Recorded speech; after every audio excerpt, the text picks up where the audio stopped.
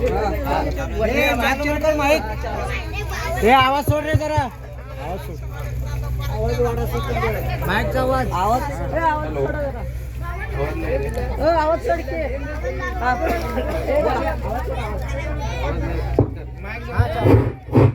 जरा जवळ जरा म्हणतो, जवळ. लोकशाहीर अण्णाभाऊ साठे यांचा विजय असो, महामानव डॉक्टर बाबासाहेब आंबेडकरांचा विजय असो, महामानव डॉक्टर बाबासाहेब आंबेडकरांचा विजय असो, जोरात. लोकशाहीर अण्णाभाऊ साठे यांचा विजय असो. प्रथमतः मी लोकशाहीर अण्णाभाऊ साठे आणि डॉक्टर महामानव बाबासाहेब आंबेडकर यांना त्रिवाद अभिवादन करून आज लोकशाहीर अण्णाभाऊ साठे यांच्या जयंती निमित्त जमलेले माझे मातंग समाजाचे बांधव, आई बहिणी आणि माझे दोस्त, लहान मित्र सगळ्यांना जयंती निमित्त हार्दिक हार्दिक शुभेच्छा. मी काय जास्त बोलत नाही. लोकशाहीर अण्णाभाऊ साठे यांच्याबद्दल एक दोन शब्द बोलतो. सांगली जिल्ह्यातील वाळवा तालुक्यातील वाटे गावात 7 ते 8 मातंग समाजाचे घर आहे. फक्त 7 ते 8 मातंग समाजाचे घर आहेत. शिंगोजी नावाच्या त्यांची धर्मपत्नी यांच्या पोटी 1 ऑगस्ट 1920 रोजी लोकशाहीर अण्णाभाऊ साठे यांचा जन्म झाला. आज आपण त्यांचे 105वा जयंती साजरा करीत आहोत. ज्यावेळी लोकशाहीर अण्णाभाऊ साठे यांचा जन्म झाला त्यावेळी त्यांचा परिस्थिती एवढा बिकट होते की त्यांना त्यांच्या आई वडिलांकडे त्यांचा बाळकडू पाजवण्यासाठी सुद्धा पैसे नव्हते. बाळकडू पाजवण्यासाठी पैसे नव्हते. सकाळी त्यांचा जन्म झाला होता. त्यांच्या वडिलांना एवढा चिंता लागली होती की बाळकडू पाजवण्यासाठी मी पैसे कुठून आणू. दिवस गेला, 4 वाजले, 5 वाजले, 6 वाजले, 7 वाजले, रात्रीचे 8 वाजले. तेव्हा घोड्याचा टक टक टक टक आवाज त्यांच्या घराच्या पाठीमागून आला. घोड्याचा टक टक आवाज आल्यानंतर लगेच एक माणूस त्यांच्या घरात येतो. त्याचं नाव होतं फकीरा. फकीरा हा इंग्रजाच्या काळातील खजिना लुटून घोड्यावरून येत होता. तेव्हा त्यांच्या अण्णाभाऊ साठेच्या वडिलांनी त्या फकीराने त्यांना विचारलं, दादा तू एवढा नाराज का आहेस? काय झालं बोल ना.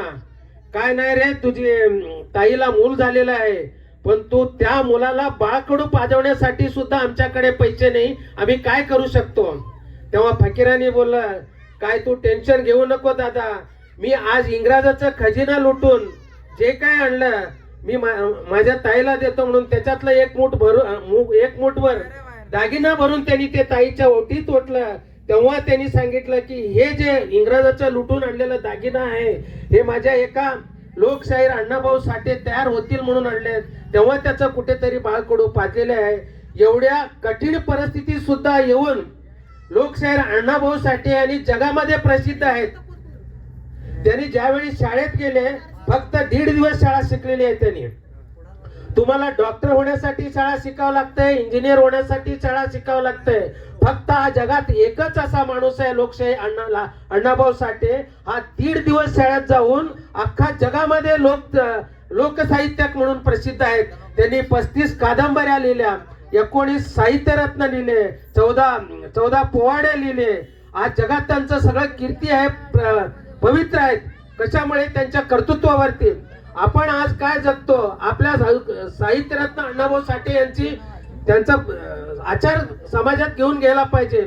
आपण एकमेकाची पाय न घेता आपल्यासाठी आपला साहित्यरत्न अण्णाभाऊ साठेंनी काय सीख दिली ते समाजात शिकून सांगायला पाहिजे. एकमेकाचं पाय खेचायला नाही पाहिजे. अरे वेळ एकसारखी कुणाचीच नसते. चढ उतार जीवनात चढ उतार होत असतात. प्रारब्ध हे सगळ्यांना उपलब्ध आहे. प्रारब्ध हे सगळ्यांच्या जीवनात असतो. जो तो त्याला भोगावाच लागतंय, तो मनुष्यालाही आणि भगवंताला बी. माझ्या जीवनात एवढी संकटे आली तरी पण मी माझ्या गावचा विकास करण्यासाठी मी कुठेच कमी पडलेला नाही, कुठेच कमी पडले नाही. या आपल्या रमाबाई आंबेडकर नगरसाठी 60 वर्षापासून पाण्याची व्यवस्था नव्हती, तरी पण आपल्या ग्रामपंचायतीत कुठल्याच निधीचा मोबदला नसताना मी माझ्या स्वतःच्या खिशातला खर्च करून रमाबाई आंबेडकर वाचियांना मी पाणी दिलेलं आहे. अर्धी रात्री मी तुमच्या सेवासाठी केव्हा बी तयार आहे, केव्हा बी तयार आहे. आज बी आहे आणि उद्या बी आहे. आपण चालत असताना आपले चप्पल नेहमी सोबत असतात. आपले चप्पल जरी आपल्या पायात सोबत असताना पावसात ते चप्पल आपल्या पाठीमागे शिंतोडे उडत असतात. आपल्या पाठीमागे शिंतोडे उडत असतात. आपण जर जीवनात जगत असताना आपल्या सोबत सुद्धा असणारे सुद्धा आपल्या पाठीमागून आपल्या पाठीमागे शिंतोडे उडतात. त्यांच्याकडे लक्ष देऊ नका. एक कवीने खूप काही सुरेख लिहिलेले आहे, खूप काही त्यांनी चांगलं लिहिलेले आहे.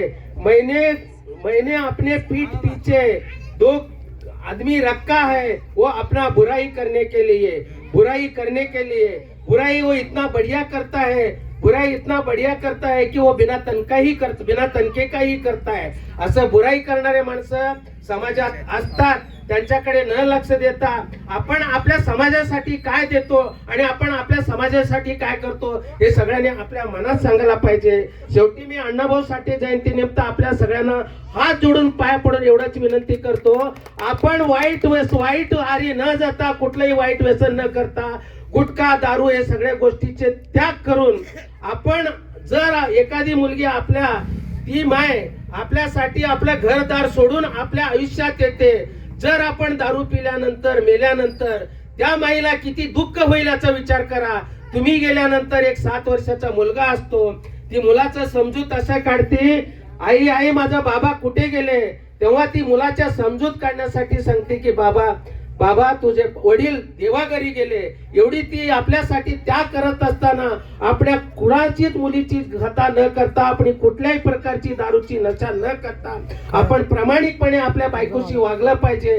कारण ती आपलं सर्वस्व त्याग करून आपल्यासाठी येते. तर आपण कुठल्याही वाईट प्रकारच्या नशा, गांजा, दारू हे न करता आज आपण असं शपथ घ्या की याच्या पुढे मी जर अण्णाभाऊ साठेचा कार्यकर्ता आहे, त्याचा वारस आहे, तर मी यापुढे कुठल्याच प्रकारचा वाईट विचार करणार नाही, वाईट काम करणार नाही, दारू पिणार नाही, गुटखा खाणार नाही आणि कुठल्याही माझ्या आई बहिणीकडे वाईट नजराने पाहणार नाही. हे खरोखर जर आपण आज या रीती त्यांच्या कार्यकर्ता म्हणून जर शपथ घेतलो तर त्यांना सार्थक होईल. आपण आयुष्य समाजात जगत असताना आपण ज्याच्यामुळे पुढे आलो, ज्याच्यामुळे मोठा झालो, ज्याच्यामुळे मी या खुर्चीवरती किंवा या पोस्टवरती बसलो, त्याच्यावरती कधीच तुम्ही त्याची गद्दारी करू नका. जर तुम्हाला कोणाची उपकार फेडता येत नसेल तर फेडू नका, परंतु त्या उपकाराची जाण तुम्ही आयुष्यभर ठेवा. त्या उपकाराची जाण तुम्ही आयुष्यभर ठेवा. एखाद्याने जर आपल्याला पोहायचं शिकवलं असेल तर त्याला बुडवण्याचा प्रयत्न अजिबात करू नका. जर त्याला तुम्हाला पोहायची शिकवता येत असेल तर तुम्हाला बुडवायची बी ताकद त्याच्याकडे असते. हे लक्षात ठेवा. बाकी सगळं मला काही सांगायचं नाही. या नंतरची जयंती ही आज तुम्हाला 100% आश्वासन देतो. पुढची 2026 ची अण्णाभाऊ साठे यांची जयंती, समाज सुधारक अण्णाभाऊ साठे यांचं एक समाजगृह बांधून त्या समाजगृहाच्या जयंती आपण पुढच्या वर्षी 1 ऑगस्टला इथेच घेतो.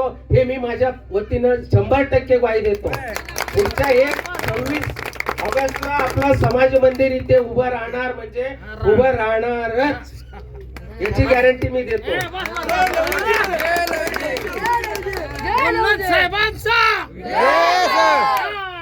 म्हणून सांगतो, आपण कुठल्याही वाईट विचार करू नका, वाईट नाद लागू नका.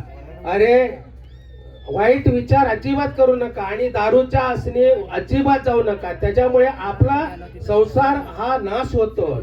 अरे गम से गम पीने से क्या फायदा, सुबह पिएगा तो रात को उतरेगा. अगर पीना ही है तो रहम का धारा पिओ, अपना जिंदगी सुधर जाएगा.